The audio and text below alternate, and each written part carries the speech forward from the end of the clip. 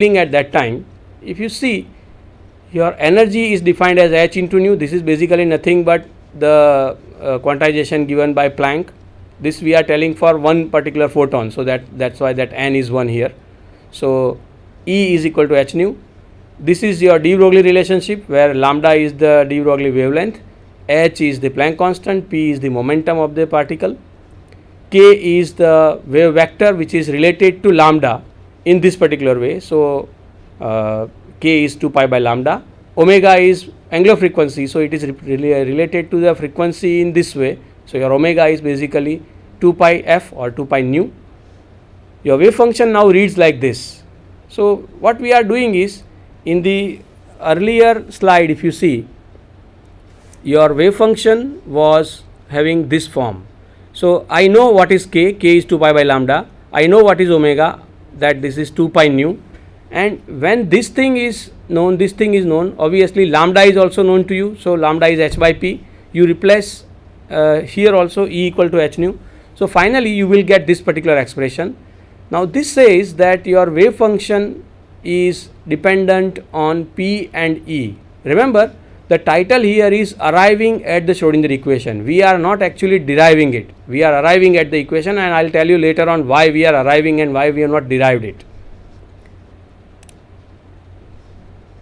Differentiating that psi with respect to x, you get this particular form. Obviously there has to be some rearrangement done and you will get this particular form.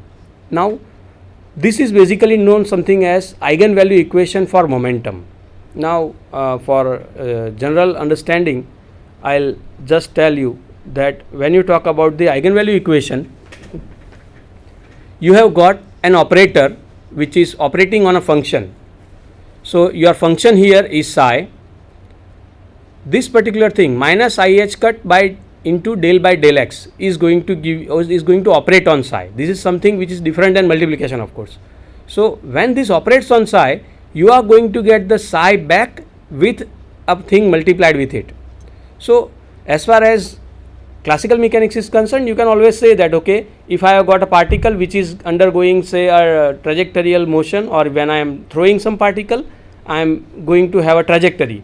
So using classical mechanics idea or Newtonian mechanics idea, you can easily tell that this is the way I will actually get the trajectory of the particle. I can tell that what will be the path of that particle. I can always tell where it will fall. I can always tell where it will reach, and so on. So to predict something, you need to have a theory which will be actually giving you the prediction, or it will be giving you the idea or calculation of that particular physical quantity. So when you say that I am multiplying my wave function, which basically represents my particle, I am operating that wave function by this particular operator, and in return I am getting this thing. So in quantum mechanics, your particles are not actual particles. Your particles are behaving like waves, or you treat them as waves. So those waves can be represented, or those waves are represented by the wave function which is denoted as psi. So if you say that when you are talking about classical mechanics, your particles are having a definite trajectory, definite momentum, definite place where they will go, you can do those calculations and your experiments verify those calculations. But in quantum mechanics, you don't have that particle, you have got the wave function. So you are operating that wave function, or this particular operator on the wave function, and in return you are going to get this p multiplied by psi. What is this p? The p is the momentum. So if I really want to tell that this is the momentum of the particle, if you try to measure that thing, then this is the only equation by which I can tell that this is the way you can predict the momentum if you do an experiment. So we can say that this is an operator which operates on psi, and it gives you momentum as the eigenvalue, or momentum as the multiplication factor with this psi. So this is basically an operator which is corresponding to momentum. That means in quantum mechanics, all your observable quantities or all your physical quantities which you measure experimentally can be predicted by use of operators along with the wave function. If you know the wave function of the system, then you can operate with a given operator and you will be getting the momentum multiplied, or that particular observable quantity multiplied by the wave function itself. Similarly, if you differentiate that wave function with say time, then you are getting this particular reading. So that thing is IH cut del by del t, which is operating on psi, giving you total energy of the particle multiplied by the wave function itself. So your eigenvalue equation for energy is this thing, and this is basically an operator for energy, and you are going to have the eigenvalue equation for the energy in this way. So if you say that I want to find out the energy of the particle, if you know what is the wave function, then you can find out this thing. Now, if you define the total energy of any system classically, then it is given in this form. E is the total energy of the system or a particle. If I say P is the momentum, m is the mass of the particle, so P square by 2m is basically kinetic energy or half m square, and V is the potential energy. Now whenever we say that your particle is moving in some medium, then it is moving under some potential field. So if that potential field is defined, then that potential field will be coming here. So for example, if I say that your particle is moving, but then there comes a slope, so automatically what will happen? The particle will get a faster speed during that slope. Now if the slope is the upward thing, then the particle will be moving in a little different way. Similarly, if suppose a particle or a charged particle is moving in a direction, and that particle is approaching another charge. So if that charged particle which I am talking about is say positive, and the particle which is in front of it is also positive, then they will be having a kind of repulsive interaction. So this particle will not have a tendency to go towards that. So that will be giving you something known as potential barrier in case of quantum mechanics. And when you talk about the particle which are going in a different way, that means I am having an electron here and it is moving towards a proton, that means it is actually falling into it or going towards it. So it is having a negative potential on the other side. So in both the cases, the particle is affected by some potential function or some potential, and that potential in general can be given as this V. Now E is this thing. Now if you simply multiply, remember here I am doing a multiplication for this thing. So multiplying that psi by E or this equation by psi on all the terms, you are getting this equation. Now if you replace the energy and momentum values, now if you see here, I will go back a little. Okay, if you see this thing here, if you have got E psi here, I can always replace it by this thing. So basically I am having the right side of the equation and I am replacing it by the left side of the equation here. So I am using the eigenvalue equation for energy as well as eigenvalue equation for the momentum for that matter. So this equation I will be using for P square. Obviously P square simply does not mean square of this thing. You are applying P operator twice on psi. That means you are doing this particular operation successively 2 times on psi, and then you are going to have P square operating on psi. So you can always replace that thing. So if I have E here or E psi here, I will be replacing it by the energy operator operating on psi. If I have got P here or P square by 2m here, I will be replacing it by an operator which is corresponding to P square and not P. And here V is some function which is dependent on the problem, of course, and psi is the wave function itself. Now if you replace, as I told you just now, you are getting this particular equation, and which is known as time dependent Schrodinger equation. Now you will say that in doing the whole stuff you have actually derived it, but it is not actually derivation of that thing, because most of your quantum mechanics problems actually start with Schrodinger equation, and in Schrodinger equation whatever solution if you get. Suppose if you see this equation is basically on left side, if you see, it is first order derivative with respect to time. On right side, if you see, it is having second order derivative with respect to space. It is one dimensional, of course. So if I solve this equation, I am going to get the wave function in terms of x as well as t.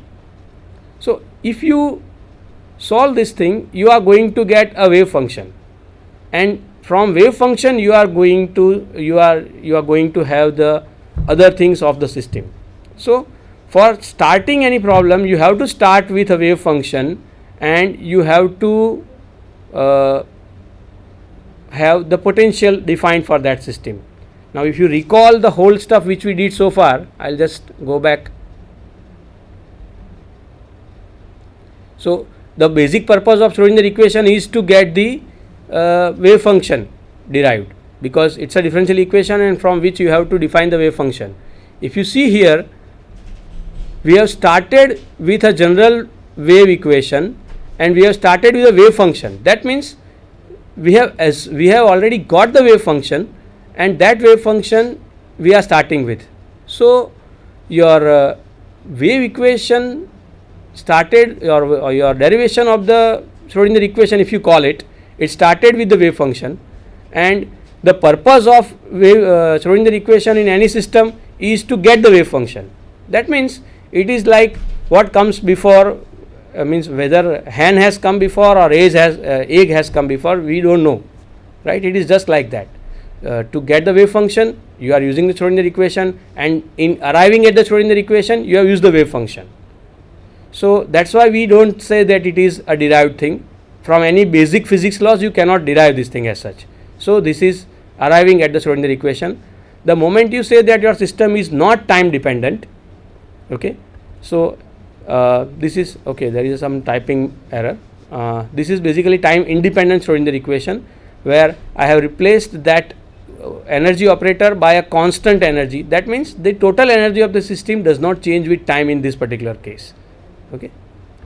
Now if you see that wave function or that Schrodinger equation, and if I really solve that thing, so obviously one can say that your solving that thing is giving you the wave function. That should be easy thing, no problem.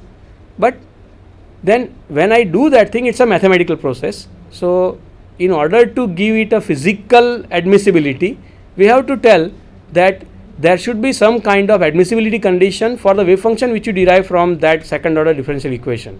So obviously in that case, you have to first check whether the wave function which you have got after solving that Schrodinger equation is alright for your problem or not. For example, if I tell you to do a calculation in a particular problem for a velocity of a particle, and if I tell you that okay, calculate the velocity. Now if you calculate the velocity of the particle and the final velocity turns out to be, say, something which is 4 into 10 to the power 9 meter per second, then you will straight away say that okay, this is something wrong and this is not a proper thing, because you know that there is a physical limitation on velocity of any physical particle. So that thing is giving a limitation of the result. So in this case also, when I find that the wave function is derived, or wave function is coming from the Schrodinger equation, it is giving me these properties. So first thing is, it should be continuous and single valued. That means at a particular x value, you should not have two values for psi. It is unphysical. You cannot say that the probability of finding the particle at one point is 20% also and it is 70% also. So it is not allowed. It should be continuous also. It cannot be anywhere breaking. Its first derivative also should be continuous and single valued. This we will discuss later in the second lecture. It is basically a property of the potential and not the wave function itself.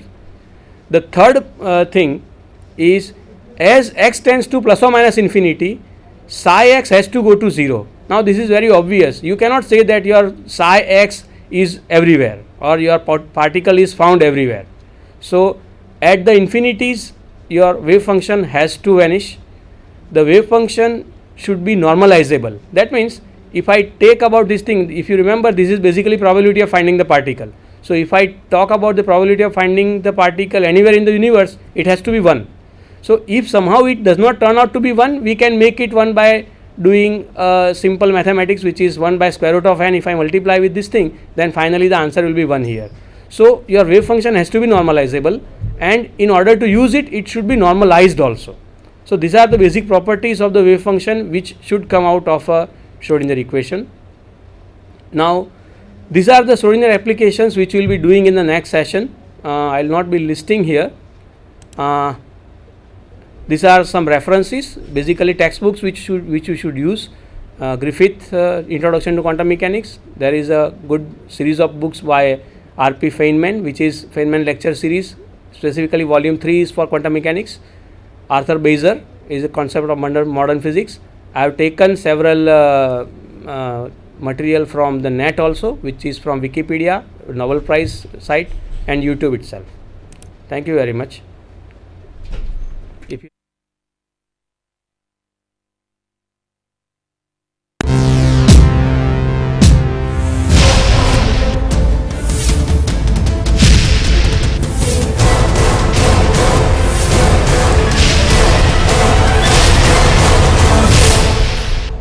સંધાન all Gujarat integrated classroom સેટેલાઇટના માધ્યમથી જોડતી કડી એટલે સંધાન.